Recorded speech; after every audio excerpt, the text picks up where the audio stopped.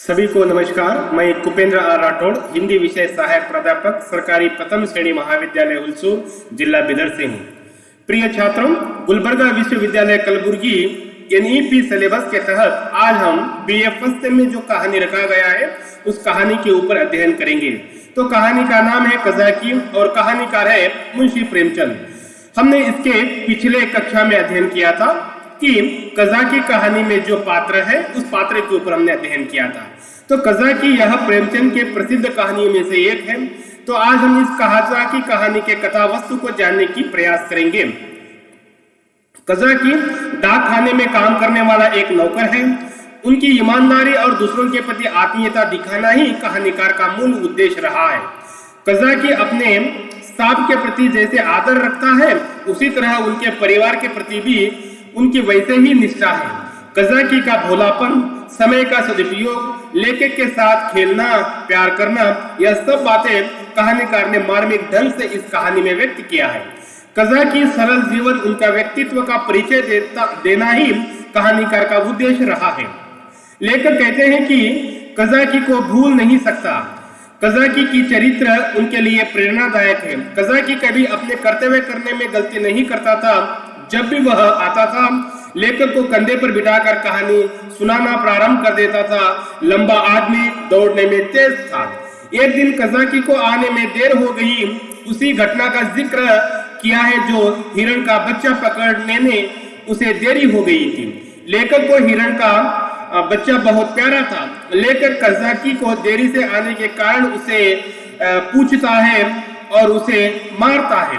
कज़ाकी अपने साहब के पास जाकर पहले जानकारी देना था। जल्दबाजी में लेखक और कज़ाकी डाकघर गए। लेखक के पिताजी ने कज़ाकी को देर से आने का कारण पूछा। कज़ाकी ने कोई उत्तर नहीं दिया। लेखक यानी बच्चे ने भी चुपचाप खड़े थे। साहब आग बबूला हो रहे थे। उन्होंने कज़ाकी को बुरा भला कह दिया और अपनी नौकरी से वह उसे बेहाल कर दिया था, यानी नौकरी से हटा दिया था।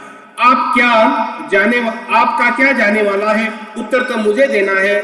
कज़ाकी की तरफ से कोई उत्तर नहीं आया। दोबारा देरी नहीं होगी सरकार। कज़ाकी बार बार, यानी डाकघर के जो मुखिया है, लेखक जो है, उसे बार बार वह निवेदन करता रहा। फिर भी वह लेखक यानी कज़ाकी के निवेदन को ठुकराते हुए उसे नौकरी से हटा देते हैं। लेखक के पिताजी ने उसे कल से ही न आने का वह हुक्म दिया। कज़ाकी को नौकरी से हटाने के बाद बच्चा बहुत नाराज हो गया, यानी लेखक जो है वह नाराज हो गया। पिताजी पर क्रोध आ गए। माताजी को यह घटना कह दिया कि बच्चा एक तरफ हिरण को पाकर खुश था तो दूसरी तरफ कज़ाकी की नौकरी हटाने पर वह दुख था। इधर कज़ाकी की आंखों में आंसू थे। यह सब जिम्मेदार हिरण का ही बच्चा था। कज़ाकी उस बच्चे से जाने की अनुमति मांगी। लड़का भी तेज से रो पड़ा। लड़का ने जब रोते हुए माताजी को कज़ाकी को हटाने की बात बताया, माता भी दुख प्रकट किया। उसी वक्त हिरण के बच्चे लेखक ने अपने गोद से नीचे उतारा। माँ घबरा कर सवाल किया कि यह कहाँ से मिला। लड़का ने हिरण के बच्चों को पूरा इतिहास माँ से कह सुनाया।